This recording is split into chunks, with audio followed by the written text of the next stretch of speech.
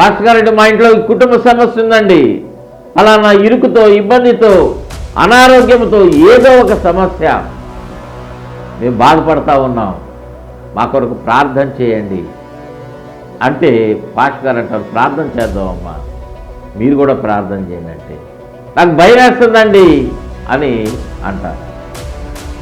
మా సమస్యకు పరిష్కారం ప్రార్థన అంటారేంటి మీరని అంటారు మరికొంతమంది. ప్రియదేవుని బిడ్డలారా, ప్రార్థనలో శక్తి ఉన్నది.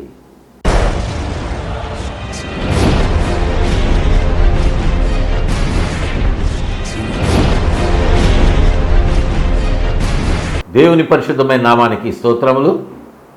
కర్మేలు అగ్ని అనే మా ఈ ఆధ్యాత్మిక కార్యక్రమాన్ని వీక్షించడానికి, దేవుని యొక్క వాక్యాన్ని వినడానికి, కొంత సమయము దేవుని యొక్క లేఖనాలు ధ్యానం చేసుకోవడానికి, ప్రార్థనలు ఏకీభవించడానికి దేవుడిచ్చినటువంటి కృపను బట్టి ఆసక్తిగా ఈ యొక్క కార్యక్రమాన్ని వీక్షిస్తున్న మీ అందరూ కూడా ప్రభునామమున వందనాలు తెలియజేస్తూ ఉన్నాం.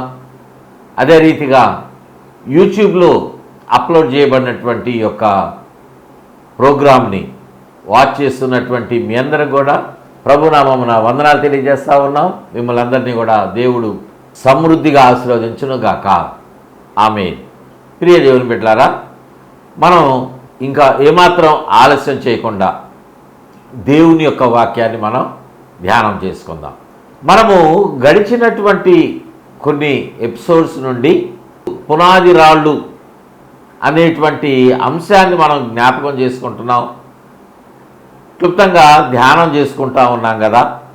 అపోస్తలుడైన పౌలు హెబ్రీలకు రాసినటువంటి పత్రిక 6వ అధ్యాయము మొదటి 2 వచనాలను మనము చదువుకొని అక్కడ తెలియచేయబడినటువంటి ఆ పునాది రాళ్లను గురించి మనం జ్ఞాపకం చేసుకుంటా ఉన్నాం. మరొకసారి ఆ వచనాలను మనము చదువుకుందామా?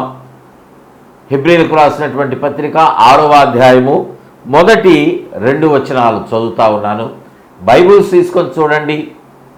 అవకాశం ఉన్నంత వరకు ఈ మాటలు నోట్స్ లాగా రాసుకోవటానికి ప్రయత్నం చేయవలసిందిగా ప్రభునామమున ప్రతి ఒక్కరికి ప్రేమపూర్వకముగా మనవి చేస్తూ ఉన్నాం. ఎందుకంటే చాలా అమూల్యమైనటువంటి మాటలు పరిశుద్ధాత్మ దేవుడు మనతో మాట్లాడటానికి ఆయన సిద్ధపడినటువంటి వాడుగా ఉన్నాడు. దేవునికి స్తోత్రం చెల్లిద్దాం. హల్లెలూయా. పరిశుద్ధాత్మ దేవుడు మనతో మాట్లాడేటువంటి మాటలు మనము నెమరు వేసుకోవటానికి, మనము రాసుకునేటువంటి నోట్స్, వినేటువంటి మాటలు ఎంతగానో మన క్షేమాభివృద్ధికి ఉపయోగకరంగా, సహాయకరంగా ఉంటాయి. అందును బట్టి మనం అందరం కూడా ఈ యొక్క మాటలను మరోసారి మనం జ్ఞాపకం చేసుకుందాం, ధ్యానం చేసుకుందాం. చదువుతున్నాను 6వ అధ్యాయము హెబ్రీలకు రాసిన పత్రిక మొదటి 2 వచనాలు. వాక్యాన్ని చూడవలసిందిగా ప్రభునామమున మనవి చేస్తూ ఉన్నాం. కాబట్టి నిర్జీవ క్రియలను విడిచి మారు మనసు పొందుటయు, దేవుని అందలి విశ్వాసమును, మారు మనసు పొందుట అది మొదటిది. రెండవది దేవుని అందలి విశ్వాసము. మూడవది బాప్తిస్మములను గూర్చిన బోధ. నాలుగవది హస్తనిక్షేపణమును. ఐదవది మృతుల పునరుద్ధానమును. ఆరవది నిత్యమైన తీర్పు అను పునాది మరలా వేయక. ప్రియ దేవుని బిడ్డలారా, ఈ 6 పునాది రాళ్ళు మనం విన్నాం కదా. 7వ పునాదిగా ఎవరున్నారంటే ప్రభు అయినటువంటి యేసుక్రీస్తు వారు ఉన్నారు. ఇప్పుడు ప్రభు అయినటువంటి యేసుక్రీస్తు వారు ఆయన 7వ పునాదిగా ఉన్నప్పుడు ఆ పునాది రాళ్ళ సంఖ్య 7 అయినప్పుడు, 7 అనేటువంటి సంఖ్య బైబిల్లో దేనిని తెలియజేస్తూ ఉంటుంది మనకంటే సంపూర్ణతకు, పరిపూర్ణతకు అది గుర్తుగా ఉన్నది. దేవునికి స్తోత్రం చెల్లిద్దాం. హల్లెలూయా. ఈ 7 ఇక్కడ పేర్కొనబడినటువంటి 6 ప్రభుతో కలిపితే 7. ఇది మనం మర్చిపోవద్దు. మూడవదిగా మనం చూసినప్పుడు, ఎందుకంటే మొదటి 2 మనం నేర్చుకున్నాం కదా, మారు మనసు పొందటము, దేవుని యందలి విశ్వాసము. ఈ 2 పునాది రాళ్ళు మనం నేర్చుకున్నాం. మూడవది బాప్తిస్మములను గూర్చిన బోధ. ప్రియ దేవుని బిడ్డలారా, చాలా జాగ్రత్తగా ఈ మాటలు వినాలి అని ప్రభునామమున మీ అందరికీ మనవి చేస్తా ఉన్నా. ఎందుకంటే ఇది ఒక పునాది రాయిగా మాత్రమే ఉండటం కాదు, కానీ దేవుడు మనతో మాట్లాడేటువంటి మాటలు అవి ఎంత శ్రేష్టమైనవి, మనకు అవసరమైనవి అంటే, నేటి దినాలలో ఈ యొక్క బాప్తిస్మములను గూర్చినటువంటి ఆ మాట మనం ఎక్కువగా వింటా ఉన్నాం. మొన్న రీసెంట్గా యూట్యూబ్లో ఒక మాట చూశాను. 4500 మంది బాప్తిజం తీసుకుంటున్నారు అని ఒక ప్రాంతంలో వారందరూ నిలబడి ఉండటం చూశాం. అంటే సంఘాలు, చిన్న చిన్న సంఘాలు, అవి చిన్న సంఘం కానివ్వండి, పెద్దది కానివ్వండి. అంటే చిన్న సంఘం అంటే నా ఉద్దేశము అక్కడ బోధ చిన్నదిగా తక్కువగా ఉంటుందని కాదు, సేవకులు తక్కువైనటువంటి వారని కాదు, కాంగ్రిగేషన్ బట్టి, అక్కడ ఉన్నటువంటి సంఘ సభ్యులను బట్టి ఈ మాట చిన్న సంఘం అనేటువంటి మాట నేను మీతో మాట్లాడుతూ ఉన్నాను. ప్రియ దేవుని బిడ్డలారా, ఆ సంఘాలలో ఏ సంఘమైనా కానివ్వండి, వాక్యము ప్రకటించిన మీదట తరచుగా ఆల్టర్ కాల్ ఇవ్వచ్చు, మీటింగ్స్లో ఇచ్చినట్లుగా.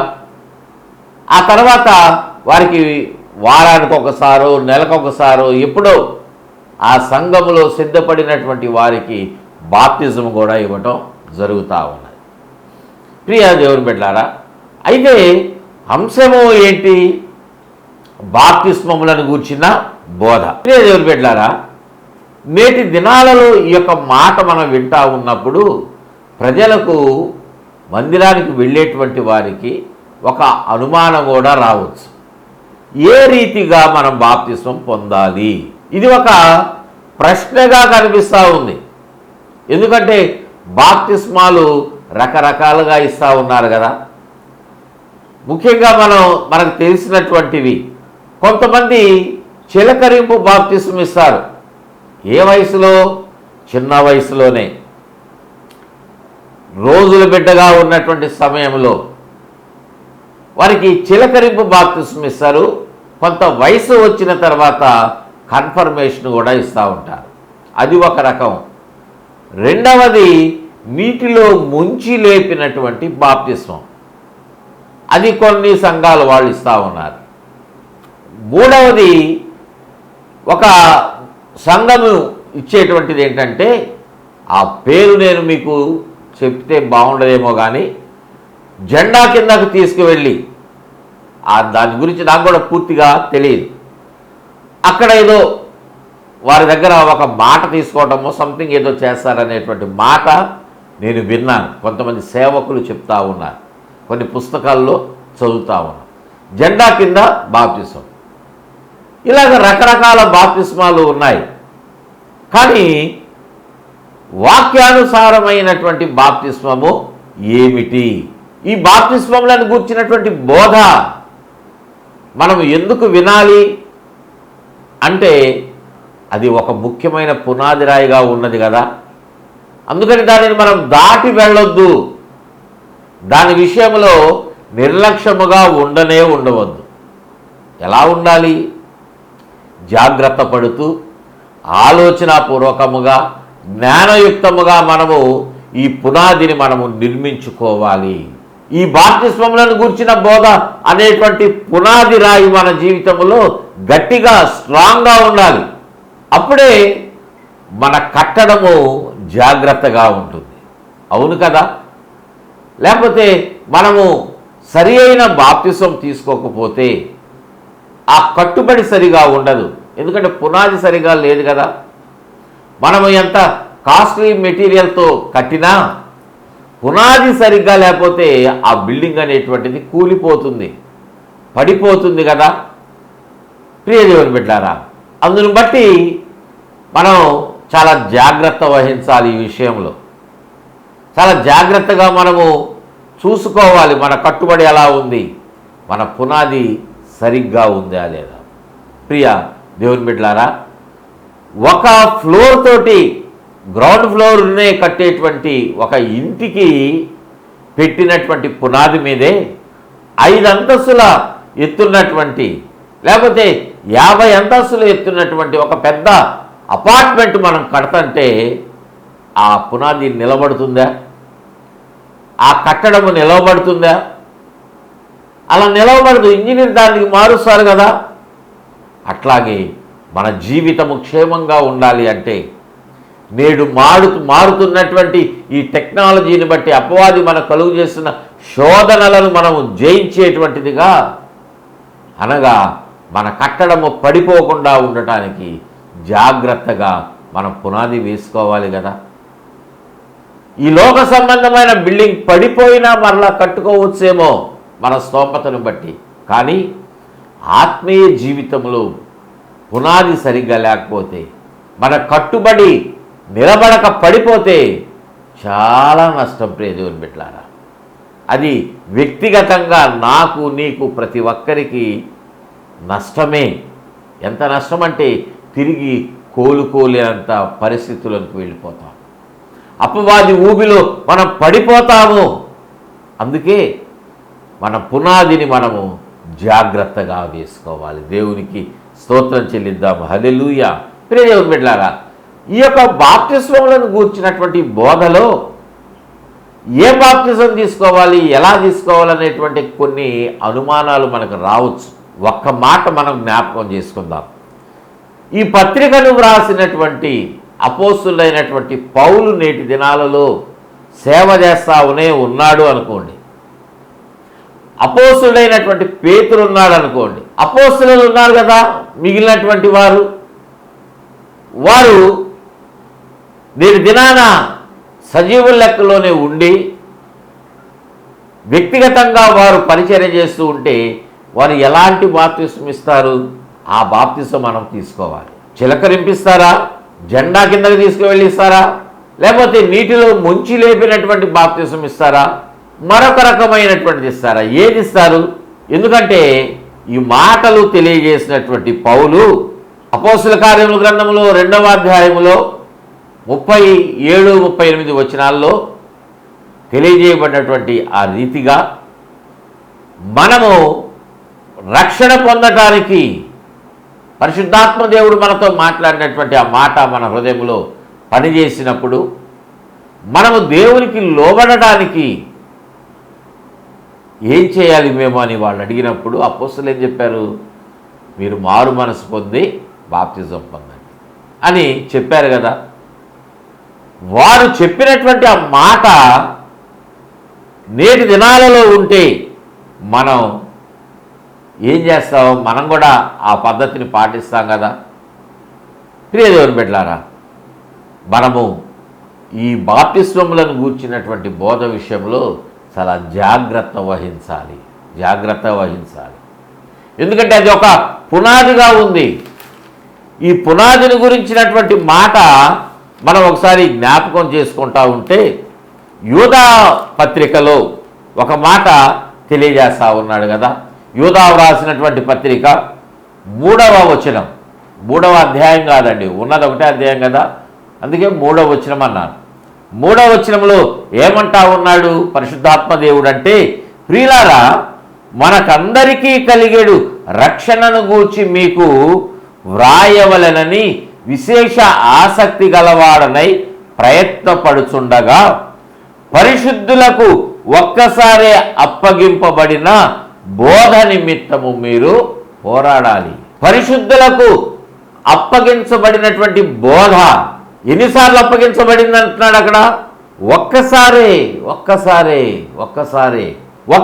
అప్పగించబడింది పరిశుద్ధులకు బోధ. ఆ బోధ కోసం మీరేం చేయాలంట? పోరాడండి, కాంప్రమైజ్ అవ్వద్దు. దేవుని యొక్క వాక్య విషయంలో కొంతమంది సేవకులు చెప్పేటువంటిది ఏంటంటే, తప్పు ప్రకటన చేస్తూ ఉన్నా వాక్యాన్ని తప్పుగా వక్రీకరించి వారికి తెలిసి తెలియనటువంటి రీతిగా దాని అర్థము తెలియకుండా వాళ్ళు మాట్లాడేటువంటి మాటలు కొన్ని ఉండొచ్చేమో, కానీ అలా చేయొద్దు ప్రియ దేవుని బిడ్డలారా. ఎవరైనా పొరపాటున ఈ యొక్క వాక్యోపదేశకులు ఈ మాటలు వింటే వారికి బాధ కలిగితే నన్ను క్షమించండి. ఇది దేవుని ప్రేమతో చెప్తా ఉన్నా. దేవుని యొక్క వాక్యము పరిశుద్ధాత్మ దేవుడు మనకు బోధించినప్పుడు వాటినే మనం తెలియజేయాలి సంఘానికి.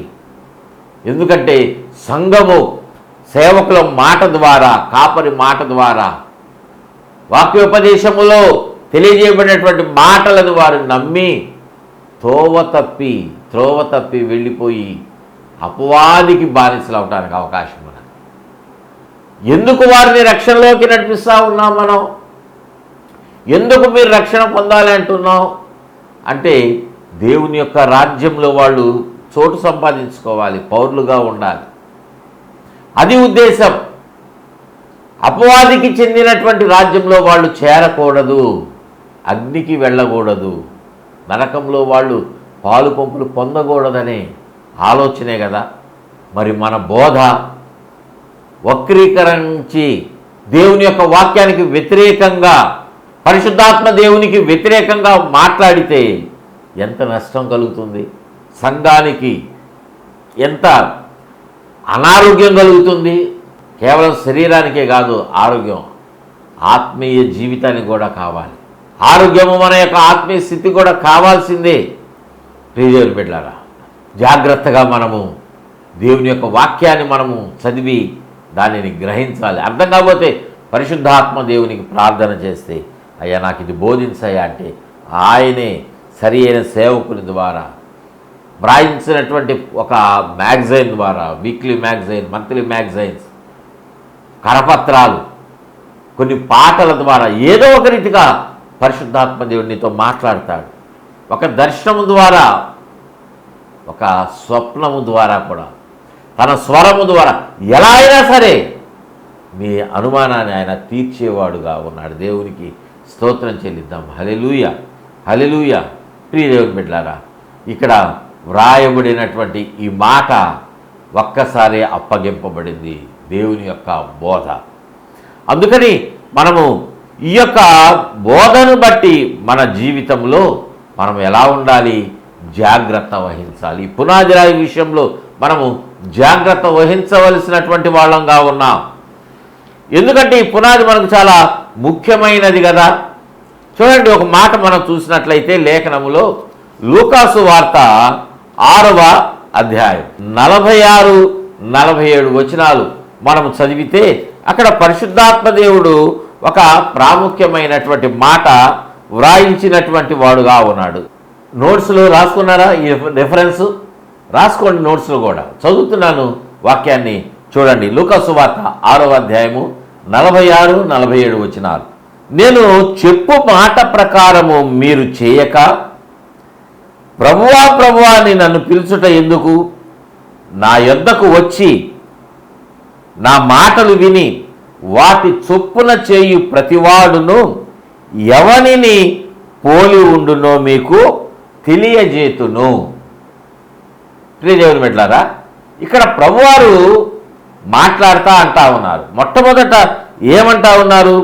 మీరు చెప్పు మాటల ప్రకారం మీరు చెయ్యక. అంటే అందరూ దేవుని యొక్క మాట వినేటువంటి వారు ఉన్నారు కదా, వాళ్ళందరూ దేవుని యొక్క మాట వింటున్నారు కానీ చెప్పినట్లు చేయడం లేదంట. ఈ విషయంలో ప్రభు చాలా చాలా దుఃఖపడతా ఉన్నారు. నేను చెప్తున్నాను, మీరు వింటున్నారు కానీ విని విడిచిపెడుతున్నారు, మీరు అలాగా చేయొద్దు అనేటువంటి ఉద్దేశంతో ఒక ఉదాహరణను ప్రభువారు అక్కడ తెలియజేస్తూ ఉన్నారు. వాళ్ళందరూ దేవుని యొక్క మాట విని దాని ప్రకారం చేయక ఏమంటున్నారంటే ప్రభువా ప్రభువా అని వాళ్ళు యేసయ్యను పిలుస్తూ ఉన్నారంట. ఎందుకు అలా పిలుస్తున్నారు? నా మాట విని దాని ప్రకారం మీరు ఎందుకు చేయటం లేదు? చేయకుండా ఇప్పుడు ప్రభువా ప్రభువా నన్ను పిలవాల్సినటువంటి పనేంటి అన్నట్లుగా ప్రభువారు ఈ మాట తెలియజేస్తా ఉన్నారు. ప్రభువా ప్రభువా అని నన్ను పిలుచుట ఎందుకు అని చెప్పి ఏమంటున్నారు అంటే ఒక పోలికను తెలియజేస్తూ ఉన్నారు. చూడండి, 48వ వచనంలో ప్రాముఖ్యమైనటువంటి మాట అక్కడ రాస్తా ఉన్నాడు కదా పరిశుద్ధాత్మ దేవుడు. ఏమంటున్నాడు? వాడు ఇల్లు కట్టవలెనని ఉండి లోతుగా త్రవ్వి బండ మీద పునాది వేసిన వాని పోలి ఉండును. వరద వచ్చి ప్రవాహం వచ్చి ఆ ఇంటి మీద వడిగా కొట్టినను అది బాగుగా కట్టబడినందున దాని కదిలింపలేకపోయెను. దేవునికి స్తోత్రం చెల్లిద్దాం. హల్లెలూయా. ఇద్దరు వ్యక్తులని గురించి ఇక్కడ ప్రభువు మాట్లాడుతూ ఉన్నారు. దేవుని యొక్క మాట విన్నటువంటి వాడు, దాని ప్రకారం నడిచేటువంటి వాడు ఎలా ఉంటాడంటే లోతుగా పునాదిని తవ్వుతారంట. మనం కట్టేటువంటి ఆ కట్టడము, ఆ బిల్డింగ్ ఉన్నది కదా, మన ఇంటిదో ఏదో ఒక అపార్ట్మెంట్కో మనం చూస్తూ ఉన్న నిర్మాణాలు జరుగుతూ ఉంటాయి. మనము నిర్మించేటువంటి ఆ బిల్డింగ్, ఆ యొక్క ఇల్లు, దానికి పునాది మనం ఎలా తీస్తామంటే లోతుగా తీస్తాం. పునాది ఒక అడుగో తీస్తే దాని బలం అంతగా ఉండదు కదా. అక్కడ కట్టేటువంటి కట్టుబడి ఎక్కువ కాలం ఉండదు కదా, కొద్ది కాలమే ఉంటుంది. అందుని బట్టి మనము లోతుగా తీస్తాం. ఇక్కడి వ్యక్తి కూడా లోతుగా త్రవ్వాడంట. త్రవ్వి ఎక్కడ కడతా ఉన్నాడు? బండ మీద పునాది వేసినటువంటి వాడుగా ఉన్నాడు. అలా వేస్తే ఏమవుతుంది? వరద వచ్చి ప్రవాహము ఆ ఇంటి మీద వడిగా కొట్టినను. వరదలు వస్తూ ఉన్నాయి, ప్రవాహాలు వస్తూ ఉన్నాయి, గట్టిగా గాలి వీస్తూ ఉంది, తుఫానులు వస్తూ ఉన్నాయి. తుఫాన్ అంటే వర్షం మాత్రమే కాదు, లేకపోతే గాలి మాత్రమే కాదు, గాలి వాన రెండు కలిసినటువంటి జోరున వర్షము, హోరున గాలి వీస్తూ ఉంటే చెట్లు పడిపోతూ ఉన్నాయి, స్తంభాలు పడిపోతూ ఉన్నాయి, కరెంటు వైర్లని తెగిపోతూ ఉన్నాయి. అయితే మన ఇల్లు ఎలా ఉంది? అది కట్టేటువంటి కట్టుబడి మీద ఆధారపడి. అలా లోతుగా పునాది తీసి బండ మీద కట్టబడినటువంటి ఇంటిలాగా నీ గృహము ఉన్నట్లయితే, నీ జీవితం ఉన్నట్లయితే, ఎలాంటి ప్రవాహము వచ్చినా ఆ ఇల్లు స్థిరంగా ఉంటుంది. దేవునికి స్తోత్రం చెల్లిద్దాం. హల్లెలూయా. అంటే ఎందుకు పోలుస్తా ఉన్నాడు ఇక్కడ ప్రభువారు అంటే, మన జీవితంలో మనము మన పునాది ఎలా ఉంది అని తెలియజేయటానికి ఈ మాట ఒక పోలికగా చెప్తా ఉన్నారు ప్రభువారు. మన జీవితంలో వర్షం వస్తూ ఉంటుంది, హోరున గాలి వీసేటువంటి తుఫాన్లు వస్తూ ఉన్నాయి. అంటే సమస్య లేని కుటుంబం ఉన్నదా? సమస్యలు లేనటువంటి వ్యక్తి ఉన్నారా? ఈ మాటలు వింటున్నటువంటి వారు, మీకు తెలిసినటువంటి వారు, మీ బంధువులు, స్నేహితులు, వారు ఎంత ఉన్నత చదువులు చదివినా, ఉన్నత ఉద్యోగాలు చేసినా, గొప్ప గొప్ప వ్యాపారస్తులైనా, లక్షల కోట్ల రూపాయలు వాళ్లకు ఆదాయం ఇస్తున్నటువంటి కోటీశ్వరులుగా వాళ్ళు ఉన్నా, వాళ్ళ జీవితాల్లో శోధన అనేటువంటిది వస్తుంది. కొన్ని ప్రవాహాలు వాళ్ళు ఎదుర్కొంటూ ఉన్నారు, గాలి తుఫానులు వారి మీద కొడతా ఉన్నాయి. ఏదో ఒక శోధన, ఇన్కమ్ ట్యాక్స్ కట్టాలి, నేను కట్టలేదు కదా, ఇప్పుడేంటి నా పరిస్థితి అని బాధపడేవాళ్ళు ఉన్నారు. దేవుని బిడ్డలారా, ఆకలిని ఎలా తీర్చుకోవాలనేటువంటి ఆ పేదరికంలో ఉన్నవాళ్ళు కూడా ఉన్నారు. మధ్యతరగతి కుటుంబీకులు, నా బిడ్డకు, నా కూతురికి వివాహం ఎలా చేయాలి, నా పిల్లలు చదవటం లేదు, వారికి ఎలాగా వాళ్ళు బ్రతుకుతారు, సమస్యలు, నాకున్నటువంటి యొక్క అనారోగ్యము, ట్యాబ్లెట్స్ వాడుతున్నా తగ్గలేదు, ఏంటి నా పరిస్థితి, ఎప్పుడు తగ్గుతుంది, ఇది తగ్గిద్దా, నేను మరణించాల్సిందేనా, రకరకాల ఆలోచనలు. నాకే ఎందుకు ఈ శోధన, నాకే ఎందుకు ఈ యొక్క అనారోగ్యం, ఈ క్యాన్సర్ నాకే ఎందుకు, ఈ వ్యాధితో నేను ఇలానే ఉండాలా, ఎన్నో సమస్యలు మన పునాది మీద కొడతా ఉన్నాయి. మన పునాదిని పడవేయటానికి అపవాది వీటన్నిటిని మనకు ప్రవేశపెడతా ఉన్నాడు. దేవుని బిడ్డలారా, మనము నిలబడగలమా? మనము బండ మీద కట్టబడితే, ఆ బండ ఎవరంటే ప్రభు అయినటువంటి యేసయ్య, యేసుక్రీస్తు అనేటువంటి బండ మీద కట్టబడినటువంటి అనుభవాలు ఉన్నట్లయితే ఖచ్చితంగా నువ్వు స్థిరంగా ఉంటావు. దేవునికి స్తోత్రం చెల్లిద్దాం. హల్లెలూయా. ఎన్ని శోధనలు వచ్చినా, ఎన్ని వేదనలు కలిగినా, నీ కుటుంబం మీదకు ఎన్ని రకాల శోధనలు కొట్టినా సరే, నిన్ను పడవేయటానికి అపవాది ఎంత ప్రయత్నం చేసినా స్థిరంగా ఉంటావు ప్రియ దేవుని బిడ్డలారా. అందుకే పునాది ఎలా ఉండాలంటే జాగ్రత్తగా ఉండాలి, జాగ్రత్తగా ఉండాలి, జాగ్రత్తగా ఉండాలి. దేవుని యొక్క వాక్యం మనకు తెలియజేస్తున్నటువంటి రీతిగా జాగ్రత్తగా ఉంటున్నావా? జాగ్రత్తగా ఉండాలి ప్రియ దేవుని బిడ్డలారా. మన జీవితంలో ఈ పునాది రాళ్ళు, అందులో ఈ బాప్తిస్మం గురించినటువంటి బోధ మనకు ఎంతగానో ప్రాముఖ్యమైంది.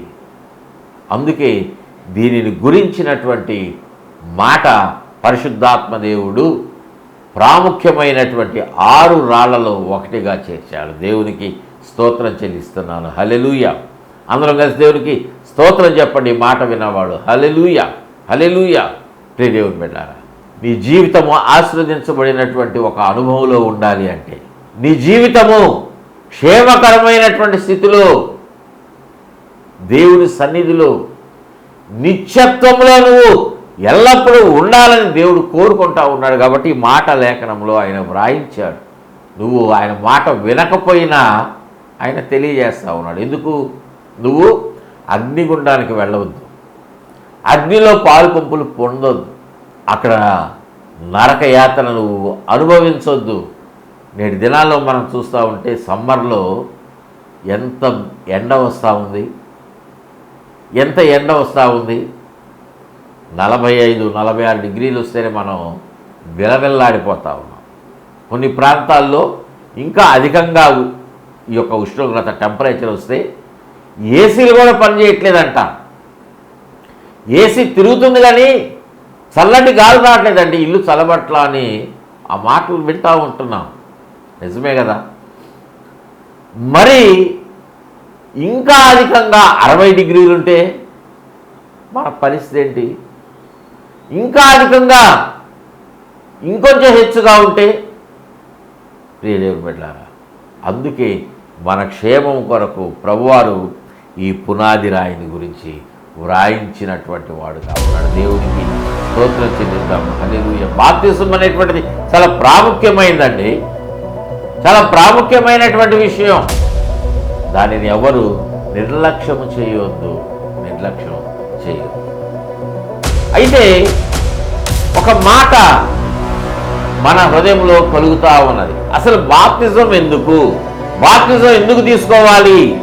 బాప్తిజం తీసుకుంటేనే పరలోకంలోనికి వెళ్తామా? ప్రభువుని నమ్మితే చాలదా? ప్రభువుని నమ్మినట్లే ఇతర దేవతలు, దేవుళ్ళు ఉన్నారు కదా, వాళ్ళని కూడా మేము నమ్ముకుంటే నష్టమా? చిన్న మాట ప్రార్థన చేసుకుందాం. స్తోత్రం నాయన, స్తోత్రం, స్తోత్రములు మా తండ్రి. మా ప్రియ పరలోక ప్రభువా, మీకు వందనాలు. ఈ మాటలు విన్నటువంటి వారందరూ నాయన మీ మాటను గ్రహించేటువంటి జ్ఞానము దయచేయండి అయ్యా. ప్రభువా, పునాది రాళ్లలో 3వదిగా పేర్కొన్నటువంటి బాప్తిస్మములను గురించిన బోధ మేము వింటూ ఉన్నాం. ఇంకా రాబోయేటువంటి దినాలలో కొన్ని మాటలు కూడా మేము వినబోతా ఉన్నాం. ప్రభువా, మీ మాట మా హృదయంలో నాయన పనిచేసి మీ మాటకు లోబడేటువంటి కృప మాకు దయచేయండి. ప్రభువా, బాప్తిజం ఎందుకు పొందాలో మీరు మాట్లాడారు. ఆ మాటను బట్టి నాయన మేము మా స్వప్రయోజనాల కొరకు బాప్తిజం కాదు కానీ పాప క్షమాపణ నిమిత్తము మారు మనసు పొంది పాపాలు విడిచిపెట్టి కడిగి వేసుకొని నిత్యత్వంలో ఉండే కృపను మాకు దయచేయటానికి, మేము పొందుకోవటానికి మీ వాక్య ప్రకారమైన బాప్తిజం పొందే కృపను మాకు దయచేయమని ఈ మాటలు వింటున్న ప్రతి ఒక్కరిని, స్పాన్సర్ చేసిన కుటుంబాన్ని, అనారోగ్యంతో ఉన్నటువంటి వారందరినీ, ప్రభువా బలహీనంగా ఉన్నటువంటి వారిని, ఆత్మీయంగా బలం పొందుకోలేనటువంటి స్థితిలో ఉన్న వారందరినీ మీకు సమర్పిస్తూ ఉండగా దీవించి ఆశీర్వదించి సమృద్ధిగా వెరచి వడ్డించి అన్ని విషయాలలో బలపరచిన ఆయన ప్రభువా, మీతో చేసేటువంటి సహవాసాన్ని, ప్రార్థనను ఆలకించి అంగీకరించి ఆశీర్వదించమని, ఘనత మహిమ ప్రభావాలు మీరే పొందుకోనమని మీకే సమర్పించుకుంటూ యేసయ్య శ్రేష్టమైన నామమున అడిగి వేడుకుంటున్నాము తండ్రి. Amen, amen, amen. God bless you all.